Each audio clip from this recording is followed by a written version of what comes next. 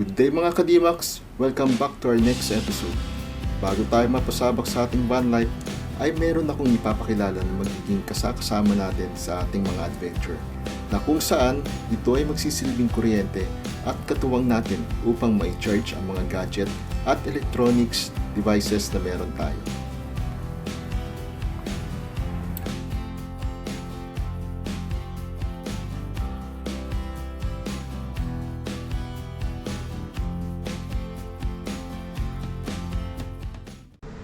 At meron na tayong bagong power station na magagamit natin sa ating van life. Tara, check natin. Ito ang River 2 Max by EcoFlow. Bali noon, meron naman tayong ginagamit na power station, pero hindi siya nakakasapat sa pangangailangan natin sa pag-van life. Yung una nating ginagamit na power station, bali madali siyang malobat.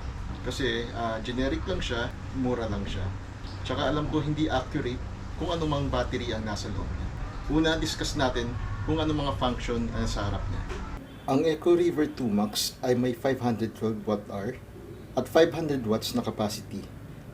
Ang best feature niya ay nag-charge siya ng 1 oras lang gamit ang AC charger na sinasaksak sa 220 sa ating mga bahay.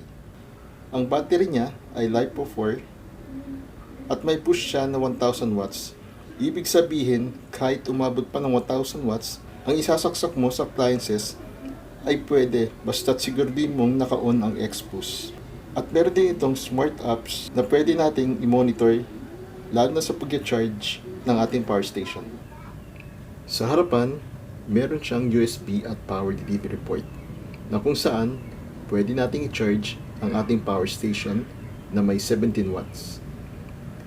May 3 USB charger na para sa cellphone. Meron siyang 2 DC port at cigarette lighter 12 volts. Meron din tayong 2 220 AC output at nandito ang switch niya. Sa kabilang side ay ang blower. Magkabilaan yan. Nagtitrigger siya pag nakaramdam ang init ang power station. Sa likod naman ay input for AC charging, solar panel at car charging na gamit ng XDC connector. Ngayon ay subukan naman natin magluto sa rice cooker na merong 500 watts.